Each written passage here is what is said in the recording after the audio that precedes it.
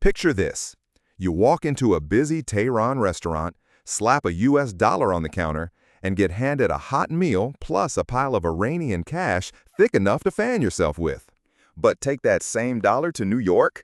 You'll be lucky if it buys you a couple sips of burnt coffee. Forget lunch. How can the exact same piece of paper feed you in one country but barely keep you caffeinated in another? Let's pull apart the secret life of a dollar country by country. First stop, London. In 2026, $1 gets you just 0.78. That's not even enough for a sandwich, let alone a trip on the tube. Across the channel in Paris, your dollar turns into 0.92. You could maybe snag a baguette, but definitely not a croissant. Jump to Tokyo. $1 is worth 150 yen. That gets you a rice ball at a convenience store, small, simple, over in 2 bites. But hit Mumbai, and suddenly your dollar stretches into 85 rupees. That's enough for a full thali, rice, dal, veggies, bread, the whole spread. Ever wondered why a dollar is a drink in Seoul, but a meal in Beijing? The exchange rate tells one side, but prices on the ground do the rest.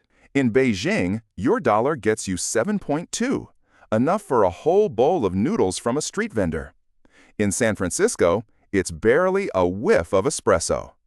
Travel to Hanoi, Vietnam, and $1 explodes into $20,000. That's a fresh banh mi packed with meat and veggies, breakfast and lunch in one. In Seoul, $1 gives you 1,400 won, just enough for a bottle of water or a quick snack. Not dinner, but at least you're hydrated. Now let's hit Sao Paulo. $4.20 gets you a small coffee at a cafe. In Mumbai, the same dollar is a full meal.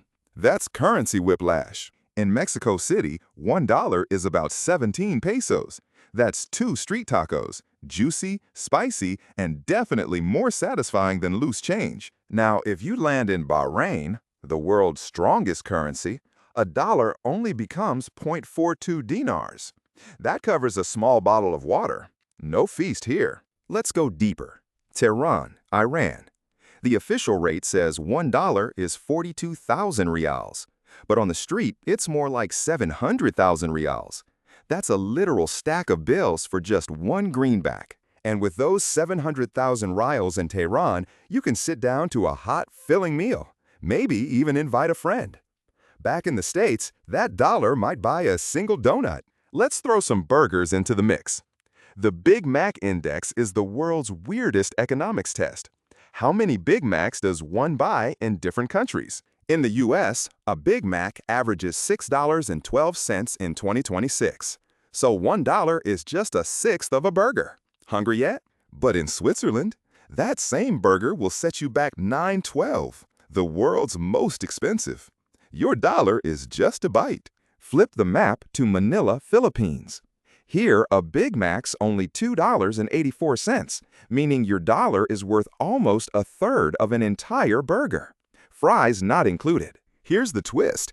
Because prices and local wages are so different, the real value of a dollar isn't just about exchange rates.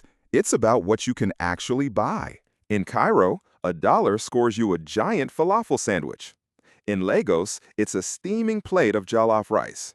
In Sydney, just a bottle of water. The wildest part? The difference between a dollar in Iran and a dollar in the US is over 700,000 to 1.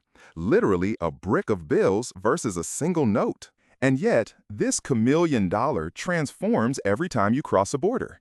Sometimes it's a feast, sometimes just pocket change. Same paper, wild new world. So if you could teleport anywhere with just $1, where would you go to spend it?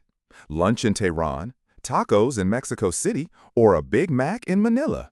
Drop your pick in the comments. I actually want to know.